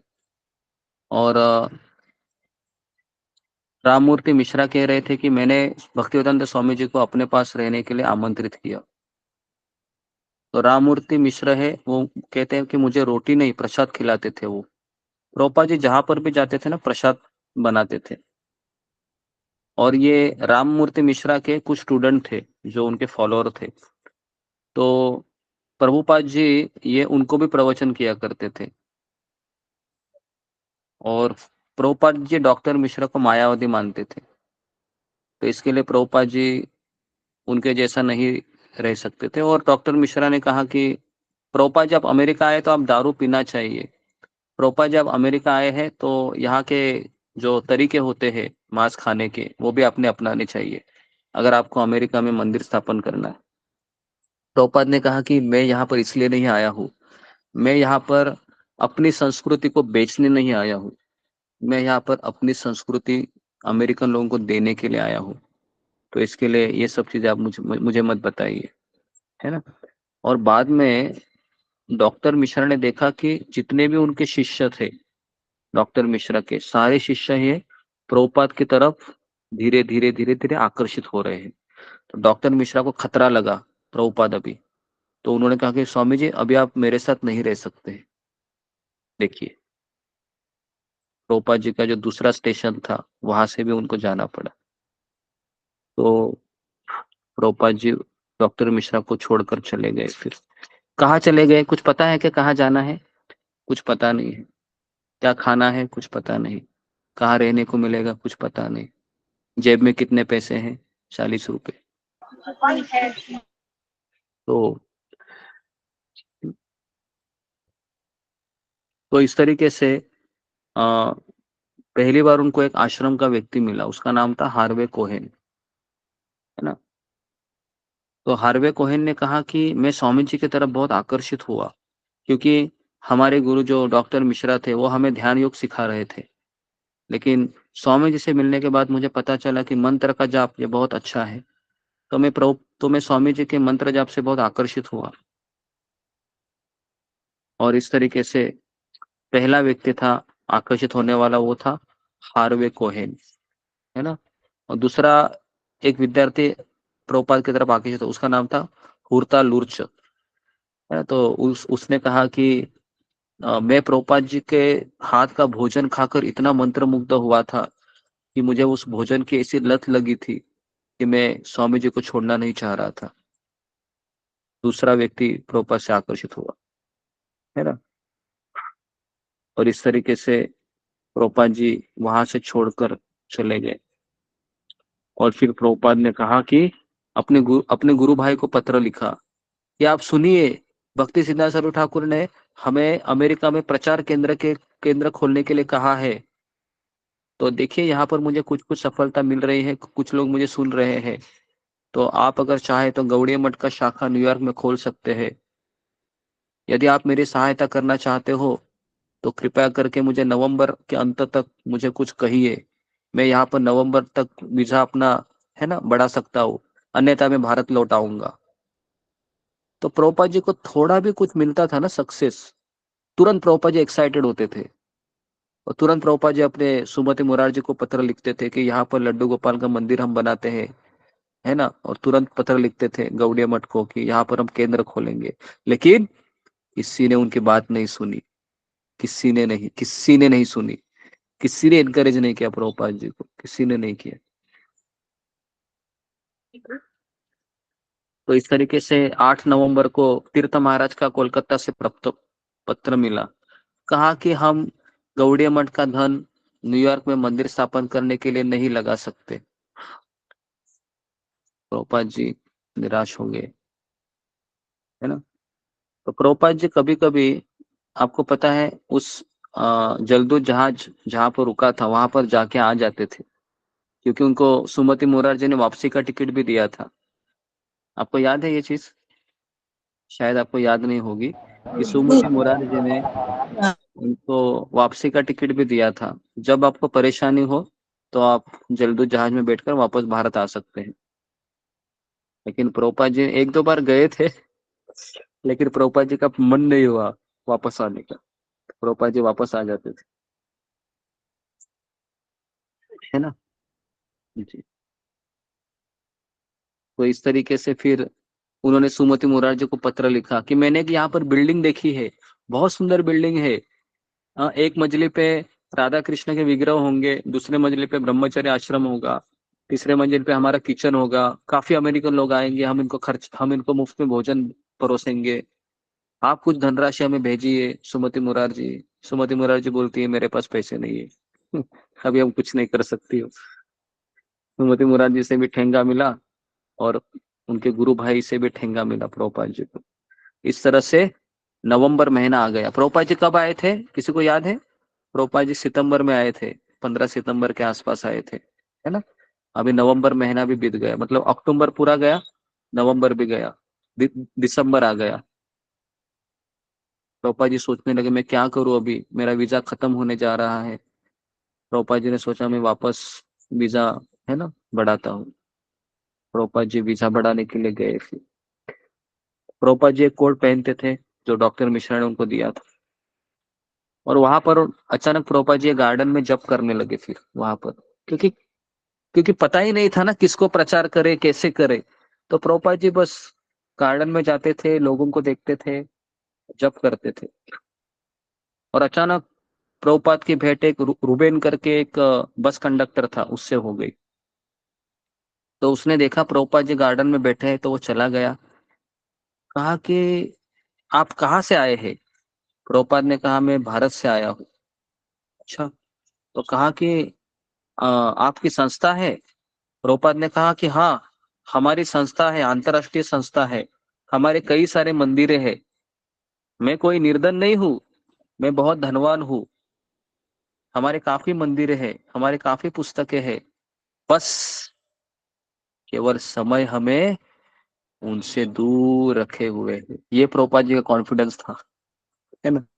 कुछ नहीं था, फिर भी प्रभुपाद जी देखो क्या बोल रहे थे। उस समय प्रभुपाद जी के पास कुछ नहीं था, लेकिन प्रभुपाद जी क्या बोल रहे थे? हमारे मंदिर है, हमारी पुस्तकें है, हमारे अंतरराष्ट्रीय शाखा है ना। मैं अकेला नहीं हूँ, मेरे कई शिष्य हैं। तो इस तरीके से प्रभुपाद जी तो उस व्यक्ति को लगा कि ये व्यक्ति पागल है करके, क्योंकि प्रभुपाद जी को देखते ही पता चलता था कि इसके पास कुछ नहीं है। तो वो भाग गया वहां से, कहा कि ये सचमुच पागल है। तो तो इस तरीके से अभी जनवरी का महीना आ गया, मौसम ठंडा होने लगा, और दिसंबर में बर्फ नहीं गिरी, लेकिन बाद में बर्फ गिरने लगी, है ना। प्रभुपाद जी को फिर कोट पहनना पड़ा। क्रिसमस आ गई, क्रिसमस आने लगा, क्रिसमस का समय था। तो फिर 11 जनवरी में प्रभुपाद जी को पता चला कि लाल बहादुर शास्त्री की मृत्यु हो गई है, प्रधानमंत्री, है ना, उप प्रधानमंत्री लाल बहादुर शास्त्री की मृत्यु हो गई है, जो रशिया के, है ना, जब दौरा किया था उन्होंने, तो उनको रशिया के सफर में उनको दिल का दौरा पड़ गया, है ना। तो अभी प्रभुपाद जी का आशा और खत्म हो गया, क्योंकि लाल बहादुर शास्त्री थे ना, ये प्रभुपाद जी के बहुत नजदीक के व्यक्ति थे, और ये प्रभुपाद जी को बहुत एनकरेज करते थे। और प्रभुपाद जी का ये एकमात्र आशा था कि मैं अमेरिका में हूँ तो ये लाल बहादुर शास्त्री हमें कुछ मदद करेंगे। लेकिन जब प्रभुपाद जी को पता चला कि इनका भी मृत्यु हो गया है, तो प्रभुपाद जी कहा कि अभी मैं भारत से पैसा कैसे ला सकता हूँ।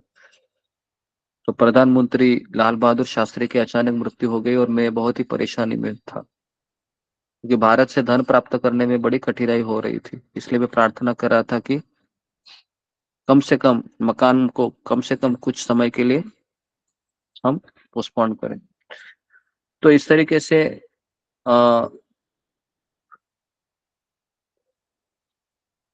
प्रोपा जी फिर अपनी योजना बना रहे थे, लेकिन जनवरी का महीना भी जा रहा था। अभी अपने गुरु भाइयों को लिख रहे थे कि आप हमें कुछ तो मदद कीजिए केंद्र खोलने के लिए, क्योंकि जब तक मेरा स्थायी केंद्र नहीं है मैं लोगों को कहाँ बुलाऊं प्रचार करने के लिए। तो प्रोपा जी जगह की खोज में ही थे पहले। प्रोपा ने प्रचार करने का नहीं सोचा, क्योंकि प्रचार करने के लिए जगह चाहिए, है ना, जहां पर हम उनको किचन में खाना बनाकर प्रसाद के रूप में उनको दे सके, केंद्र होना चाहिए। लेकिन प्रभुपाद को कोई मदद नहीं कर रहा था, ना भारत से कोई नहीं। प्रभुपाद के पास पैसे भी नहीं थे, 40 रुपए थे। 40 रुपए में क्या वहां पर वो केंद्र खोलेंगे। तो प्रभुपाद जी बहुत हताश हो रहे थे थोड़े समय के लिए, लेकिन प्रभुपाद जी आशावादी थे, निराश नहीं, निराश होते थे लेकिन आशा भी उनमें थी बहुत। तो 30 जनवरी को भयंकर बर्फीली तूफान आ गया। नगर में 7 इंच ऊंची बर्फ गिरी और 50 मील प्रति घंटे की गति तक हवा के झोंके आते रहे। और इस तरीके से 4 फरवरी को वापस तीर्थ महाराज को लिखा कि आप कुछ तो यहाँ पर मुझे केंद्र खोलने के लिए मदद कीजिए, प्लीज प्लीज प्लीज। बहुत उन्होंने गिड़गिड़ाया, लेकिन वापस उत्तर आया कि हम आपकी कोई मदद नहीं कर सकते।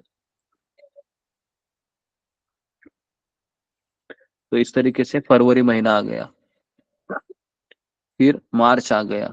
देखो हाँ, क्या 4 5 6 महीने गए, लेकिन कुछ नहीं अभी तक सफलता मिली है।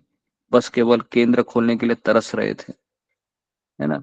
8 फरवरी को प्रभुपाद ने भारत की नई प्रधानमंत्री इंदिरा गांधी को पत्र लिखा, कहा कि भारत से धनराशि भेजने के लिए अनुमति दिलवाने की प्रार्थना की। लेकिन इंदिरा गांधी ने भी क्या लिखा, प्रिय स्वामी जी, हम आपके मनोभाव की सराहना करते हैं। आप गीता भागवत के संदेशों को प्रचार करने के लिए बहुत उत्साहित है, लेकिन हम आपकी कोई सहायता नहीं कर सकते। तो इस तरीके से 18 मार्च को वापस प्रभुपाद ने लिखा इनको, सुमति मुरारजी को, कि क्या आप हमें कुछ, एटलीस्ट आप हमें एक मृदंग भेजने की कृपा करें, हरे कृष्ण के कीर्तन की एक संगति करने के लिए करताल भेजिए। तो उसने भी क्या लिखा, हम आपकी कुछ सहायता नहीं कर सकते। तो सभी जगह पर केवल प्रभुपाद जी को नकारात्मक ध्वनियां सुनाई दे रही थी अमेरिका में, है ना। अब मैं और आप होते तो क्या करते थे, छोड़ दो ना भाई, मैंने अच्छा प्रयास किया, है ना, मेरे पास टिकट है, मैं जा रहा हूँ, हाँ कृष्णा टाटा बाय बाय, है ना, चलो अभी हम वृंदावन में जाएंगे और राधा दामोदर के उसी रूम में रहेंगे। प्रभुपाद जी होप नहीं छोड़े, प्रभुपाद जी मैं करूंगा, है ना, क्योंकि मैं इसके लिए मैंने पूरी जिंदगी दे दी है। तो इस तरीके से फिर न्यूयॉर्क में प्रभुपाद जी फिर आ गए, है ना। अभी प्रभुपाद जी कह रहे थे कि जी जी कमरा नंबर 307 उनको मिला प्रभुपाद जी को। उनके डॉक्टर मिश्रा के किसी शिष्य ने उनको सहायता की, है ना, कि आप हमारे पास आकर रहिए कुछ समय के लिए। तो प्रभुपाद जी वहां पर चाह रहे थे रहना, लेकिन उनके विद्यार्थी के पास रहना भी ठीक नहीं था। प्रभुपाद सोच रहे थे कि मैं क्या करूं क्या करूं। तो प्रभुपाद जी अपनी किताबें बेचने के लिए जाते थे जब भी उनको पैसे की जरूरत पड़ती थी, है ना। उनकी भागवत बेचते थे और कुछ डॉलर प्राप्त होते थे, उससे वो अपना, है ना, रोजी रोटी निकालते थे, बराबर है। तो इस तरीके से फिर धीरे धीरे धीरे धीरे प्रभुपाद जी फिर है ना थोड़ा सा प्रचार प्रसार करने लगे।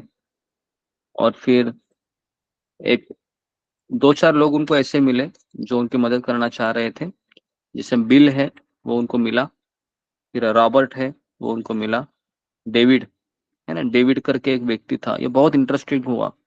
प्रभुपाद को जब उसने देखा तो इतना आकर्षित हुआ प्रभुपाद की तरफ कि वो प्रभुपाद के साथ जैसा ही अनुकरण करने लगा, है ना। लेकिन ये डेविड बहुत डेंजरस व्यक्ति निकला बाद में, क्योंकि ये एलएसडी का नशा करने लगा, है ना। तो प्रभुपाद जी, है ना, एक बार ऐसे बाहर गए थे, तो जो कमरा था 307, है ना, उसका शीशा तोड़कर चोर घुस गया और उनका टाइपराइटर और टेप रिकॉर्डर चुरा ले गया। जब प्रभुपाद घर वापस आ गए तो चौकीदार ने उन्हें चोरी की खबर दी। एक अज्ञात चोर खिड़की का शीशा तोड़कर उनके कमरे में घुस गया। चौकीदार की बात सुनते सुनते प्रभुपाद को विश्वास हो गया कि स्वयं चौकीदार ही चोर है, लेकिन क्या कर सकते थे। प्रभुपाद ने कहा कि मुझे 1000 रुपए का नुकसान हो गया। कितना? 1000 रुपए। सोचो कितनी असफलता, सोचो कितनी असफलता। देखो, चोरी हो गई, नुकसान हो गया, है ना। तो प्रभुपाद ने सोचा कि अभी मैं यहाँ नहीं रह सकता, क्योंकि और भी चोरी हो सकती। तो फिर 307 नंबर का कमरा, प्रभुपाद का हौसला उद्ध्वस्त हो गया। चौकीदार को पुनः चोरी करने से कौन रोक सकता है। तो उन्होंने तुरंत हार्वे कोहेन और वो जो बिल था उनसे संपर्क किया। उन्होंने कहा कि आप क्यों नहीं बावरी में चले जाते, है ना। तो बावरी में आप चले जाइए। तो प्रभुपाद को पता था कि बावरी क्या है। बावरी एक्चुअली ऐसी जगह है जहाँ पर हिप्पी लोग रहते हैं केवल। लेकिन प्रभुपाद के पास कोई सहारा नहीं था, तो उसने डेविड से कहा कि, है ना, मैं तुम्हारे साथ थोड़ा दिन के लिए रह सकता हूँ। तो फिर डेविड ने तो हंसते हंसते कहा कि क्यों नहीं, आप हमारे साथ ही रहिए। तो प्रभुपाद जी फिर डेविड के साथ रहने चले गए। लेकिन डेविड एक पागल व्यक्ति था, क्योंकि वो रोज रात को नशा लेता था और अजीब अजीब हरकतें करता था। और एक समय की बात है कि जोर जोर से उसने डीजे लगाया, है ना, डीजे जानते हो ना, और डांस करने लगा कपड़े निकाल के, है ना। और फिर एलएसडी का नशा लिया और उसने एक वायर लिया और उस वायर को अपने गले में डाल दिया, और गले में डालने के पश्चात अपने पैर पर डाल दिया और फिर अपने मुंह में डाल दिया वायर को, और अजीब तरीके से करने लगा वो, है ना। तो उस समय शिला प्रभुपाद जी रात को अनुवाद कर रहे थे और प्रभुपाद जी वहां पर आ गए डेविड को और समझाने लगे कि ये सब तुम क्या कर रहे हो। तो डेविड जोर से चिल्लाया प्रभुपाद के ऊपर, इतनी जोर से चिल्लाया कि प्रभुपाद ने सोच लिया कि यहाँ पर रहना ठीक नहीं है। तो प्रभुपाद ने निर्णय लिया कि मुझे डेविड को छोड़कर भी जाना होगा।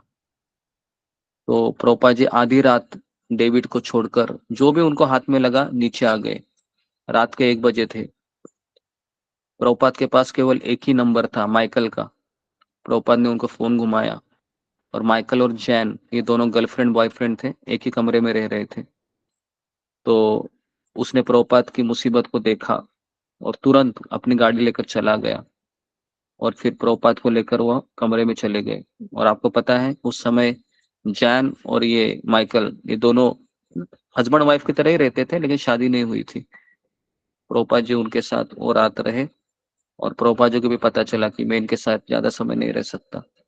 तो माइकल को कहा कि मुझे कोई मेरी दूसरी जगह व्यवस्था कर दो। तो माइकल ने अपने 2-4 मित्रों का फोन घुमाया और सबने कहा कि हम स्वामी जी का व्यवस्था है वहां पर कर देंगे, स्टोर फ्रंट में, है ना, 26 सेकेंड एवेन्यू। तो माइकल ने कहा कि स्वामी जी, हम आपका 1 महीने का किराया है $70, उसको कैसे तो जमा कर पाए, लेकिन हम आगे आपकी मदद कर सकते हैं ये हमें पता नहीं। तो इस तरीके से प्रभुपाद जी पहली बार अपना खुद का जो घर है ना, जो किराए का था, है ना, जो 26 सेकेंड एवेन्यू, जो बावरी पर था, है ना, हिप्पी हिप्पी प्रदेश में था वो। तो प्रभुपाद जी वहां पर एक बोर्ड लगाए, सोमवार, बुधवार, शुक्रवार शाम को 7 से 9 बजे भगवत गीता पर प्रवचन होता है। आपको मुफ्त प्रसाद प्राप्त होगा, रहने की भी सुविधा होगी।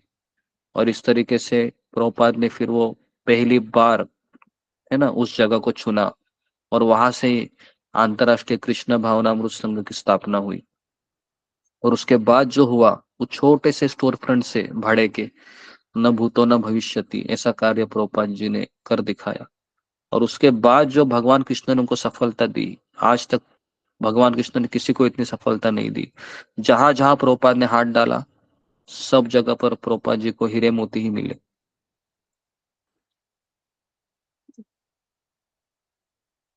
तो कल हम देखेंगे कि अभी ये जो जगह प्रभुपाद जी को प्राप्त हुई है तो वहां पर किस तरह से कीथ और जो है ना, कीथ मतलब कीर्तनानंद महाराज पहले जुड़ते हैं, फिर सत्स्वरूपदास गोस्वामी महाराज है ना, जो इस किताब के लेखक है वो भी जुड़ते हैं, है ना, फिर कई लेडीज लोग भी जुड़ते हैं, कोई जेंट्स लोग जुड़ते हैं, और ये सब लोग केवल प्रसाद खाने के लिए आते थे और प्रभुपाद जी का सर खाते थे बस क्योंकि प्रभुपाद जी के पास उनको एक ही चीज मिलती थी, वो है प्रेम, love care attention Prabhupada ji के पास प्रचुर मात्रा में था। बाकी इन लोगों को भक्ति करने के लिए नहीं आए थे ये प्रभुपाद के पास, ये लोग इसलिए आए थे प्रभुपाद के पास ताकि ये बहुत अच्छा आदमी है, ये हमें कभी धोखा नहीं देगा, बस यही एक चीज थी। तो इसके लिए प्रभुपाद जी जो जो बोलते गए ये सब लोग करते गए, और इसका नतीजा ये हुआ कि ये लोग भी शुद्ध भक्त बन गए, और आज यही लोग इस्कॉन को चला रहे हैं, यही लोग इस्कॉन को चला रहे हैं, अमेरिकन भक्त। ठीक है, तो यहाँ पर मैं रुकता हूँ। तो कल हम यहाँ से आगे से शुरुआत करेंगे कि अभी प्रभुपाद जी को अपना खुद का जगह मिला है बावरी में, तो यहाँ पर भी प्रभुपाद जी को तपस्या होती है ना, लेकिन साथ साथ प्रभुपाद जी को सफलताएं भी मिलती है। ठीक है, तो जी समय हो गया है, तो किसी कुछ कहना है यहाँ पर?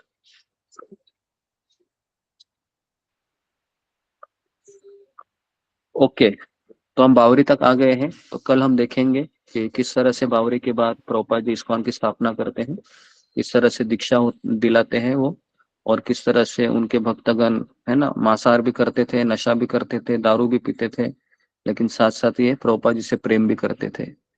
धीरे धीरे फिर प्रभुपाद जी का प्रेम और गाढ़ा हो जाता है और इनकी बुरी आदतें छूट जाती है। तो ये सब हम कल देखेंगे। तो हम यहाँ पर रुकता हूँ, है ना। आप सबका बहुत बहुत धन्यवाद। श्रील प्रभुपाद की जय, गुरुदेव की जय। जय हरे कृष्ण गुरु दत्त